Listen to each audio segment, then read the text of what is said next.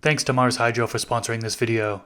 Mars Hydro is running a big sale for 420 where you can get up to 15% off. Plus, on top of that discount, you can stack my coupon code to save even more.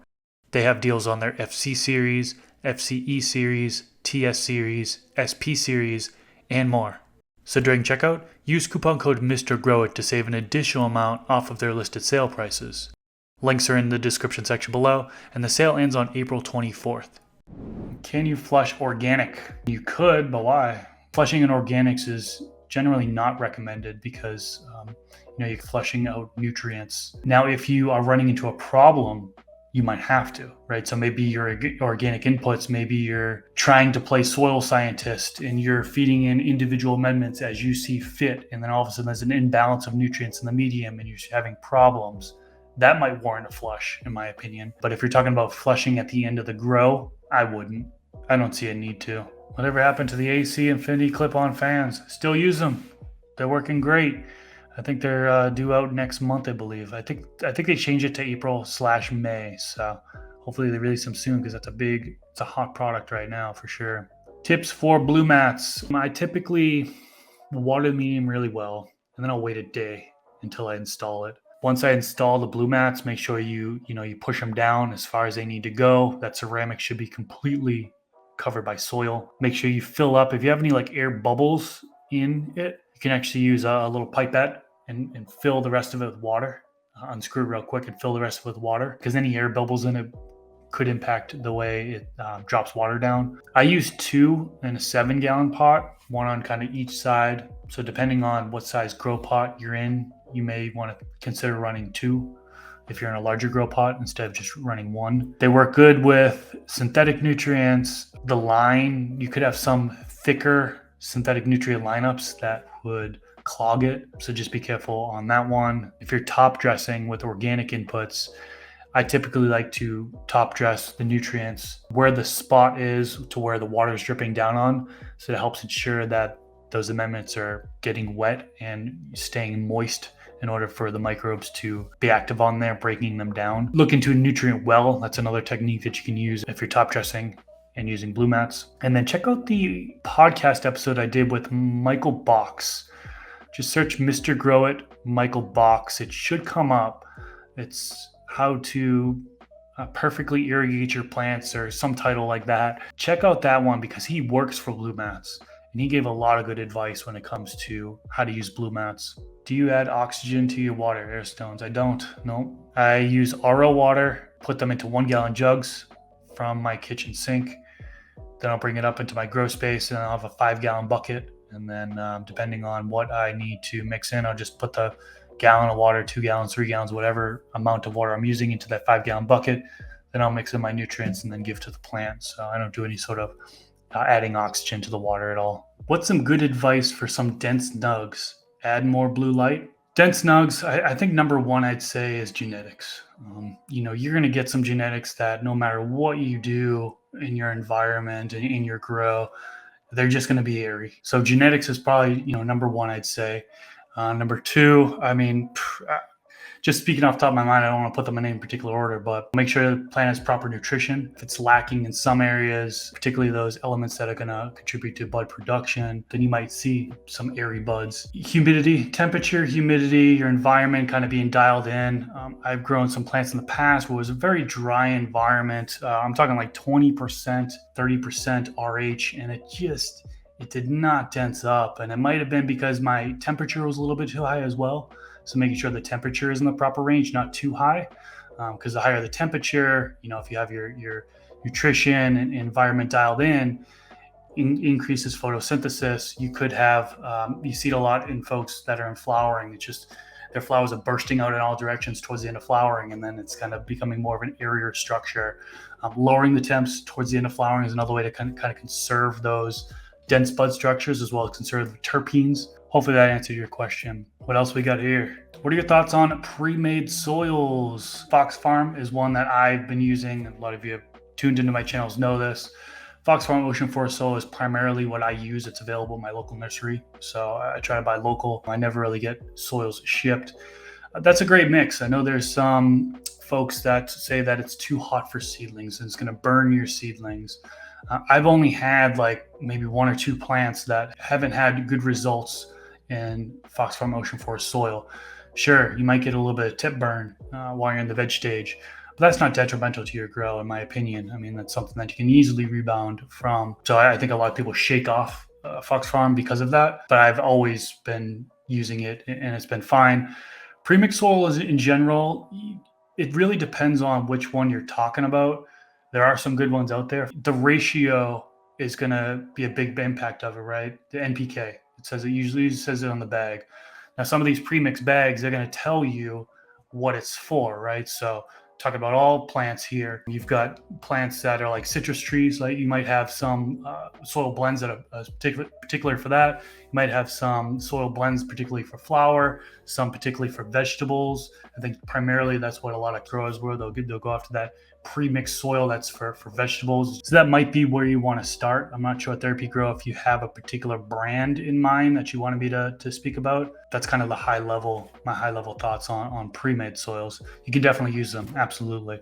And it saves you a lot of work compared to if you were trying to create your own soil. Do you soak your seeds in water or just go straight to the paper towel method? So I personally will, I've done it all. I've done paper towel method right away. I've done the soak the seeds and then go to paper towel. I've planted directly into the medium. You can do it either way. One of my favorites, I've been skipping the paper towel often for the past several years. I've just been letting it float in water, a small shot glass of water filled with about 3/4 of the way full. Putting the seeds in there and then just let them float for a couple days. You'll see that the seeds should crack open and the root will appear. At that point, you can go directly into the medium. So, or you could go into the paper towel from there. It's whatever you really want to do, but I've done it both ways. Does soil buffer pH to where you don't have to be concerned too much, provided the water is in a decent range? Exactly. Water is in a decent range.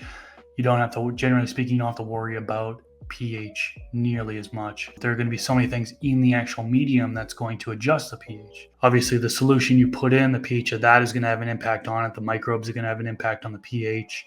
The plant is going to excrete acids, which is going to have an impact on the pH. So there are various things that happen in the medium that controls the pH. So as long as you're putting in the proper pH nutrient solution or water, then you should be okay, depending on, again, the variables are the amendments that you're putting in. A lot of people talk about dolomite lime as something to buffer pH, something that's commonly used. So yeah, if you have a low pH, dolomite lime, that's something that you can use in order to raise it. What's the longest you've grown an autoflower? I still got one growing pop December 4th. So December, January, February, March. So you've been 90 days, you're at like 100 and something, 115-ish days. That's about the longest I've done. It was about 110, I think, is the longest I had to go. The trichomes just weren't ready. I think it said it was like a 75-day. I was like, what? No way. Ended up going 110. Some of the phenos went 75, 80, 85.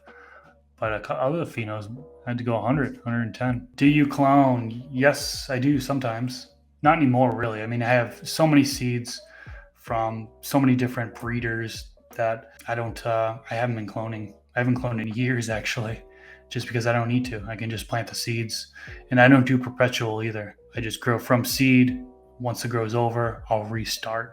What is the craziest way you trained? I can talk about a terrible way. I tried the old, in my opinion, the plant grew like crazy. And then I basically just bent the main stalk down and kind of around. I started training too late. And it was so like lopsided. So as it came around, eventually the branches grew up and the buds just caused it to be such a shifty plant. And it was just not ideal, in my opinion. That's got to be like the craziest way, I guess. I've done mainlining before. I don't know if you consider that crazy or not. I personally like to do a little bit of a variation to mainlining, which is I usually wait until the plant grows to its 4th or 5th node, then I'll top down to the 3rd node. I'll leave the 2nd node branches that come out. I'll remove the 1st node branches. So as the branches from the 2nd and 3rd node grow up, top those. And then you've got yourself 8 main tops, right? So instead of 4, you would do a top on each one, it would go to 8. Then you can let it grow a little bit more and do again and go 16 main tops. I've gone as high as just 30, was 32 main tops. I thought that was a little bit too much. I don't think I'd ever, as an indoor grower, I don't think I would ever go do that again indoors. 16 was a good amount in my opinion. 8 was also a good amount as well. Do you check moisture content? In the medium, I actually don't.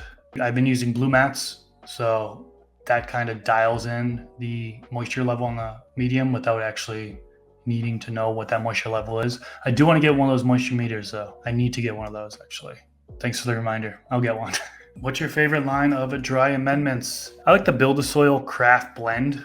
That's been my go-to recently for the past year and a half. And it's so easy to use, just 1 cup per plant.